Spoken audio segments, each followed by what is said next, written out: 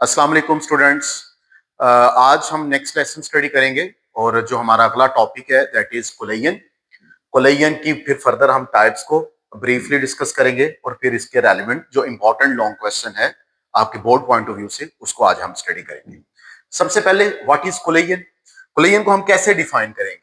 Collagen is the interaction between two और more objects. किसी भी जगह पर दो या दो से ज्यादा अगर ऑब्जेक्ट्स हैं तो उन ऑब्जेक्ट्स के दरमियान जो इंटरेक्शन होता है वो बड़ा लॉन्ग टर्म इंटरेक्शन भी हो सकता है, रैपिड इंटरेक्शन भी हो सकता है, बड़ा लाइट इंटरेक्शन भी हो सकता है, बड़ा इंटेंस इंटरेक्शन भी हो सकता है।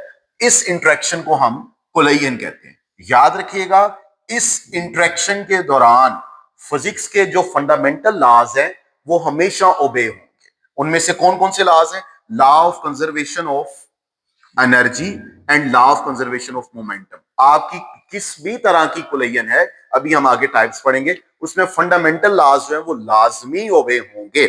स्टूडेंट्स, नॉर्मली हम दो तरह की कोलेजन को स्टडी करते हैं। एक कोलेजन को कहते हैं इलास्टिक कोलेजन और दूसरी कोलेजन को कहते हैं इनइलास्टिक कोलेजन। याद रखिएगा, इलास्टिक कोलेजन ऐसी कोलेजन होती है जिसमें काइनेटिक एनर्जी हमेशा कंजर्व है। जो हमारा सिस्टम है उस वो टू बॉडी सिस्टम है, थ्री बॉडी सिस्टम है, एन बॉडी सिस्टम है, जैसा भी सिस्टम है उसमें काइनेटिक एनर्जी हमेशा कंजर्व रहेगी। और अगर काइनेटिक एनर्जी कंजर्व नहीं रह रही तो इसका मतलब है वो हमारी इन इलास्टिक कोलेजन होगी। यहां पर एक पॉइंट अभी से क्लियर कर लीजिए, किसी किस्म की मिसअंडरस्टैंडिंग नहीं होनी चाहिए। चाहे आपके पास इलास्टिक कोलेजन है या इन इलास्टिक कोलेजन है, law of conservation of energy और law of conservation of momentum दोनों पे होल्ड करेगा। इस बात को भी ध्यान में रखिएगा।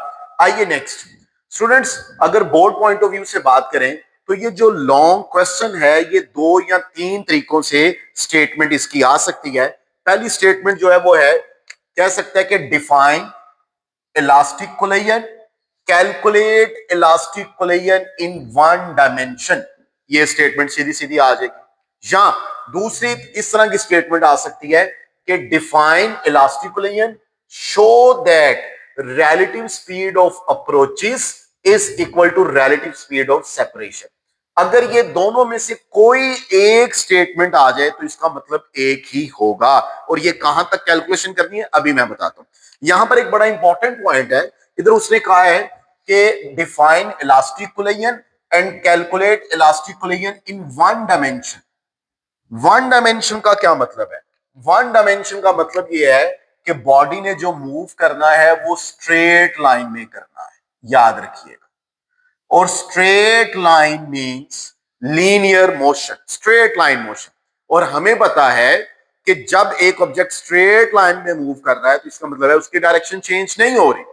स्टूडेंट्स, जब डायरेक्शन चेंज नहीं हो रही it means for time being अगर हमारे पास कोई वेक्टर क्वांटिटी भी है तो हम वेक्टर को स्केलर के तौर पर मैनिपुलेट कर सकते हैं, उसको यूज कर सकते हैं बाय इग्नोरिंग डायरेक्शन, क्योंकि हमें पता चल गया है वो स्ट्रेट लाइन या वन डायमेंशनल मोशन है तो डायरेक्शन में चेंज नहीं होना। अब सबसे पहले आप क्या करेंगे, इसको सॉल्व कैसे करना है एग्जाम पॉइंट ऑफ व्यू से, मैं वो भी आपसे शेयर कर रहा हूं। सबसे पहले आप हेडिंग देंगे डेफिनेशन की, और डेफिनेशन की हेडिंग देकर आप इलास्टिक कोलेजन की प्रॉपर डेफिनेशन करेंगे। सच अ collagen in which kinetic energy of the system remains constant, remains conserved or does not change is known as elastic collision। इसके बाद आप फिर सेकंड हेडिंग देंगे एक्सप्लेनेशन। और ये देखिए, मैंने इस चीज को हाईलाइट करने के लिए यहां पर 2 से 3 लाइनें लगा दी हैं। उन लाइनें लगाने का मकसद ये है कि नॉर्मली मैंने ये ऑब्जर्व किया है कि बच्चे क्या करते हैं, एक्सप्लेनेशन की हेडिंग देके साथ ही ये डायग्राम बनाना शुरू करते हैं। नहीं, बिल्कुल भी ऐसा नहीं करना। एक्सप्लेनेशन की हेडिंग दीजिए, एक्सप्लेनेशन की हेडिंग दी के इस सिस्टम को पहले 3 to 4 लाइंस में लिखिए कि let us consider we have a system which consist of two balls of mass m1 and m2। m1 is moving with velocity v1 and m2 is moving with velocity v2। After some time t, these two balls collide with each other and after collision the velocity of ball m1 becomes v1 prime and velocity of ball m2 becomes v2 prime as shown in figure। फिर साथ में आप ये figure बना देंगे। तो ये velocities before collision है और ये after collision. Point to be noted, जो बिफोर कोलिजन वेलोसिटीज हैं वो विदाउट प्राइम है, इनके ऊपर प्राइम नहीं है। और जो आफ्टर कोलिजन वेलोसिटीज है उनके ऊपर मैंने प्राइम लगाया हुआ है। ये बात याद रखिएगा, आगे हमने ये यूज करनी है। सिस्टम को 3-4 लाइनों में डिस्क्राइब करने के बाद आप उसकी डायग्राम बनाएंगे और डायग्राम बनाने के बाद आप कैलकुलेशन पर आ जाएंगे। सबसे पहले हम फंडामेंटल लॉ जो मैंने पहले अर्ज किया था हम वो अप्लाई करेंगे कि according to law of conservation of momentum, momentum before collision must be equal to the momentum after collision. तो बिफोर कोलिजन आपको पता है मोमेंटम का रिलेशन होता है P is equal to mv। P is equal to mv momentum vector quantity है, mass scalar है, v velocity vector है, लिहाजा मोमेंटम वेक्टर है। लेकिन चूंकि हम वन डायमेंशन में जा रहे हैं लिहाजा हम v के ऊपर एरो या बार नहीं लगाएंगे। पहली बॉडी का momentum m1 v1 plus m2 v2 is equal to after collision m1 this m1 v1 prime plus m2 v2 prime.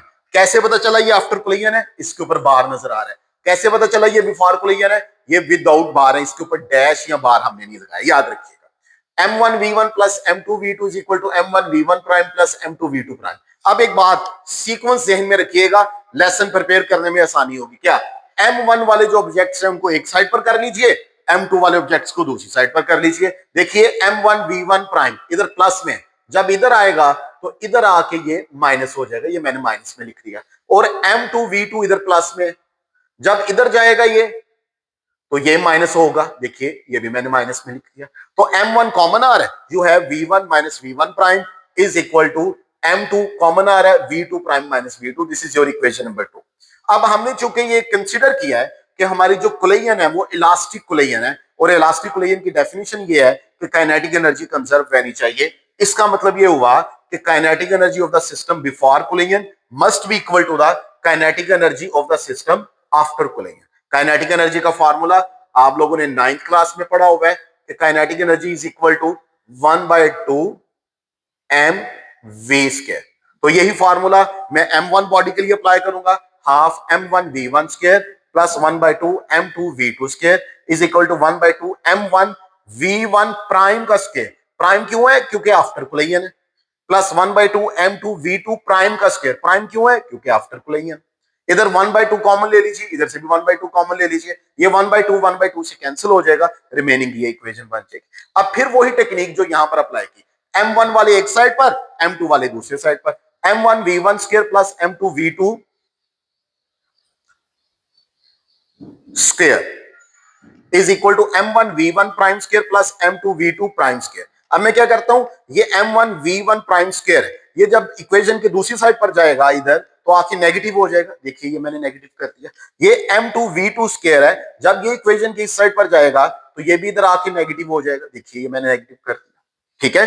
अब m1 मैंने कॉमन ले लिया, v1 square minus v1 prime का square is equal to m2 v2 prime का square minus v2 square. अब students मैं क्या करता हूं, मैं ये जो ब्रैकेट के अंदर है इस पे ये फार्मूला अप्लाई करता हूं, मैथमेटिक्स का formula, a square minus b square is equal to a plus b into a minus b। तो ये मेरे पास v1 square minus v1 prime square, एक दफा ये माइनस साइन के साथ लिख दिया, एक दफा ये प्लस साइन के साथ लिख दिया। इसी तरह ये फार्मूला मैंने इधर अप्लाई किया, एक दफा माइनस साइन के साथ, एक दफा प्लस साइन के साथ। This is your equation number 3। Students मेरे पास सब तीन इक्वेशंस आ गई हैं, इक्वेशन 1, इक्वेशन 2 एंड इक्वेशन 3। ये इक्वेशन 3 बड़ी इक्वेशन है, इसको मैं ऊपर रखूंगा और इक्वेशन 2 को नीचे रखूंगा और इनको डिवाइड कर। याद रखिएगा जब आप डिवाइड करेंगे तो लेफ्ट साइड के नीचे ये लेफ्ट साइड आएगी और राइट साइड के नीचे ये राइट साइड आएगी। तो ये मैंने लिख दिया, प्लीज देखिएगा, ये left side divided by this left side, right side divided by this right side. m1 से cancel, v1 minus v1 prime इस v1 माइनस v1 प्राइम से कैंसिल। सिमिलरली m2 से cancel, v2 prime minus v2 prime minus v2 से cancel. हमारे पास ये term बची, v1 plus v1 prime is equal to v2 prime plus v2। This is your equation number 4। अब थोड़ा सा मैंने इसको रीअरेंज करना है, क्यों करना है अभी पता चल जाता है। देखिए दो तरह की वेलोसिटीज नजर आ रही है, without prime and with prime, means before collision and after collision. Before collision एक साइड पर, ये v2 प्लस में, जब ये इधर आएगी तो इधर आके ये माइनस हो जाएगी। ये v1 प्राइम प्लस में, जब ये इधर आएगी तो इधर आके ये माइनस हो जाएगी। तो ये मैंने लिख लिया, इसको मैं v1 minus v2 is equal to v2 minus v1, इधर v1 पहले है इधर v2 पहले है। एक सीक्वेंस जनरेट करने के लिए, इसको जस्ट मेक अप करने के लिए मैं क्या करता हूं, मैं इधर माइनस साइन कॉमन ले लेता हूं, तो ये V1 प्राइम जो माइनस का ये प्लस का हो जाएगा और ये जो प्लस का ये माइनस का हो जाएगा। अब इसको मैं क्या बोलूंगा, V1 माइनस V2। जब आपके पास एक से ज्यादा बॉडीज हो तो उनकी वेलोसिटी को कहते हैं रिलेटिव वेलोसिटी या रिलेटिव स्पीड। तो मैं कहूंगा this is the speed of body of mass m1 with respect to body of mass m2। body means जो बॉल है हमारे पास, and this is the speed of the ball of mass m1 with respect to the speed of the ball of mass m2। this is after collision and this is before collision and both are equal to each other। तो इसको हम ऐसे भी लिख सकते हैं कि relative speed of first ball with respect to second ball before collision, क्योंकि इधर प्राइम नहीं है, and this is relative speed of first ball with respect to second ball after collision। क्यों? क्योंकि इधर प्राइम है। both are equal to each other। Negative sign क्या बता रहा है? डायरेक्शन रिवर्स हो जाएगी, याद रखिएगा। अच्छा, इसी चीज को हम ऐसे भी लिख सकते हैं कि relative speed of approaches before collision के लिए वर्ड यूज हो रहा है अप्रोचेस। क्यों भाई? ये दो बॉल जो है ये मूव कर रहे हैं एक खास डायरेक्शन में, इन्होंने आपस में कोलाइड करना है। तो कब कोलाइड करेंगे? जब m1 m2 को अप्रोच करेगा या m2 m1 को अप्रोच करेगा। तो इसलिए इसको रिलेटिव स्पीड ऑफ अप्रोचेस कहेंगे। और कोलाइड करने के बाद आपस में स्टिक नहीं हुए बल्कि सेपरेट हो गए, तो जो आफ्टर कोलिजन है वो कहलाएगी रिलेटिव स्पीड ऑफ सेपरेशन। तो याद रखिएगा, relative speed of separation is equal to the relative speed of relative speed of approaches is equal to the relative speed of separation।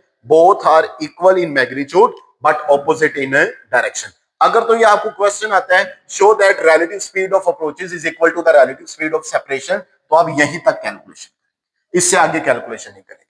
लेकिन अगर थर्ड स्टेटमेंट बन जाती है define elastic collision, calculate their elasticity in one dimension and further calculate their velocities after collision। अगर after collision velocity की बात करता है तो after collision velocity की कैलकुलेशन हम फर्दर देखेंगे। जी, आफ्टर कोलिजन कैलकुलेशन कैसे करनी है? हमने वहां पर कुछ इक्वेशंस जो है वो हाईलाइट की थी। उनमें से इक्वेशन 1 ये थी m1 v1 plus m2 v2 is equal to m1 v1 prime plus m2 v2 prime, और इक्वेशन 4 थी v1 plus v1 prime is equal to v2 plus v2 prime. हमने ये दोनों इक्वेशंस ले ली। इस इक्वेशन 4 से स्टूडेंट्स हमने दो इक्वेशंस निकालनी है। पहले मैं क्या करता हूं, इस इक्वेशन 4 में v2 प्राइम इधर ही रहने देता हूं, ये v2 प्लस में ये इधर आके माइनस हो जाएगा, तो मेरे पास ये इक्वेशन बन जाएगी इक्वेशन नंबर 5। इसी तरह इसके बाद इसी इक्वेशन 4 से मैं क्या करता हूं, मैं v1 prime, this v1 prime इधर रहने देता हूं, ये v1 प्लस में है, ये जब इधर आएगा तो ये माइनस हो जाएगा। तो मेरे पास ये इक्वेशन, दोनों को अलग-अलग करना है। जब v2 प्राइम कैलकुलेट करना है तो v1 को प्राइम को डिस्टर्ब नहीं करना, और जब v1 प्राइम कैलकुलेट करना है तो v2 प्राइम को डिस्टर्ब नहीं करना, अलग-अलग करना। अब अगली टेक्निक्स देखिएगा, टेक्निक को समझने की कोशिश करेंगे, उसको कैलकुलेट करने में, मेमोराइज करने में मसला नहीं होगा। अब मैं क्या करता हूं, मेरे पास दो इक्वेशंस बनी हुई हैं, इक्वेशन 5 एंड इक्वेशन 6। दोनों इक्वेशंस को वन बाय वन अलग-अलग मैंने इक्वेशन 1 में यूज करना है। मसलन यूजिंग इक्वेशन 5 इन इक्वेशन 1, ये इक्वेशन 1 है m1 v1 plus m2 v2 is equal to m1 v1 prime plus m2, देखिए ये है v2 प्राइम। आप लोगों की आसानी के लिए मैंने क्या किया है, मैंने इस v2 प्राइम की वैल्यू को हाईलाइट कर दिया। ठीक है, ये v2 प्राइम है, ये v1 plus v1 prime minus v2, ये मैंने इधर लगा दिया। अब मैं क्या करता हूं, सिंपल कैलकुलेशन है, ये एज इट इज, ये भी एज इट इज। m2 को मैंने अंदर मल्टीप्लाई किया तीनों टर्म्स के साथ, पहली के साथ, दूसरी के साथ, तीसरी के साथ, प्लस प्लस और ये माइनस। इधर फिर वही टेक्निक है, क्या दो तरह की इक्वेशंस नजर आएंगी। कुछ इक्वेशंस में आपको प्राइम नजर आएगा, कुछ विदाउट प्राइम होगी। जो विदाउट प्राइम है उनको एक साइड पर कर लीजिए, जो प्राइम वाली टर्म्स है उनको एक साइड पर कर लीजिए। अब देखिए क्या होता है, प्लीज गौर कीजिएगा। m1 v1 plus m2 v2 एक साइड पर है। अब जरा गौर कीजिए प्लीज, देखेंगे m2 v2 है विदाउट प्राइम और माइनस साइन के साथ है। मैं इसको इधर लेके आऊंगा, जब इधर लेके आऊंगा तो ये प्लस साइन के साथ आ जाए। देखिए इसके बाद जरा गौर कीजिए, मेरे पास ये m2 v1 है, ये m2 v1 जब मैं इस साइड पर लेकर आऊंगा तो गौर कीजिए ये माइनस साइन के साथ आ जाएगा। तो मैंने क्या किया, ये माइनस में टर्म इधर आके प्लस हो गई, ये प्लस में टर्म इधर आके माइनस हो गई। ये वाली टर्म और ये वाली टर्म यहां पर एज इट इज है। अब इधर आ जाइए, m1v1 माइनस m2v1, जरा गौर कीजिएगा, इन दोनों में v1 कॉमन आ रहा है, लीजिए मैंने कॉमन ले लिया, m2v2 दोनों ऐड हो रहे हैं तो प्लस 2m2v2। इसी तरह m1v1 prime plus m2v2 prime, अब इधर मैंने v1 प्राइम कॉमन ले लिया, देख लीजिए, और ये मेरे पास टर्म एज इट इज आ गई। ये जो जितनी टर्म है ये जब इधर जाके डिवाइड होगी तो ये टर्म ऐसे लिखी जाएगी, ऊपर वाली टर्म एज इट इज। और आपको पता है जो डिनोमिनेटर में टर्म होती है वो ऊपर डिनोमिनेटर में जितनी टर्म्स होती है उनकी कॉमन टर्म होती है। तो मैंने क्या किया, m1 minus m2 divided by m1 plus m2 bracket लगा के v1 plus 2m2 divided by m1 plus m2 bracket लगा के v2 कर दिया। तो लीजिए ये मेरे पास v1 प्राइम इक्वेशन आ गई, वेलोसिटी ऑफ बॉडी या ball of mass m1 after collision. इसके बाद इसी टेक्निक से मैंने अब क्या करना है, मैंने इक्वेशन 6 बेटा यूज करना, जरा गौर कीजिए, equation 1 m1v1 plus m2v2 is equal to m1, equation 6 देखिए v1 प्राइम, मैंने ये v1 प्राइम की वैल्यू यूज करनी है, क्या है v2 plus v2 prime minus v1 plus अगली इक्वेशन एज इट इज। फिर से मैं क्या करूंगा, m1 को अंदर मल्टीप्लाई करूंगा इसके साथ, लीजिए ये 3 टर्म्स आ गई, प्लस प्लस और ये माइनस और ये साथ है। दो तरह की टर्म्स हैं, प्राइम वाली विदाउट प्राइम वाली। बेटा जरा गौर कीजिएगा, वही टेक्निक है, m1v1 plus m2v2 as it is.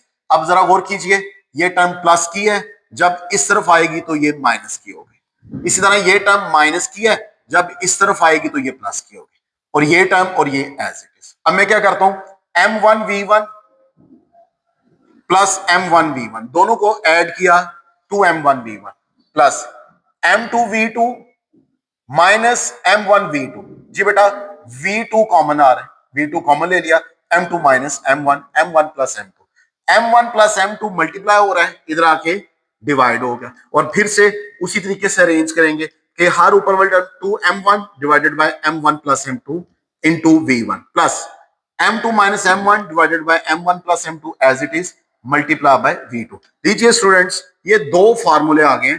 This is the formula of ball of mass m2 after collision, this is the formula of ball of mass m1 after collision। और कल हम इन्हीं फार्मूलों को अप्लाई करके कुछ आगे फर्दर केसेस को discuss करेंगे। Thank you so much.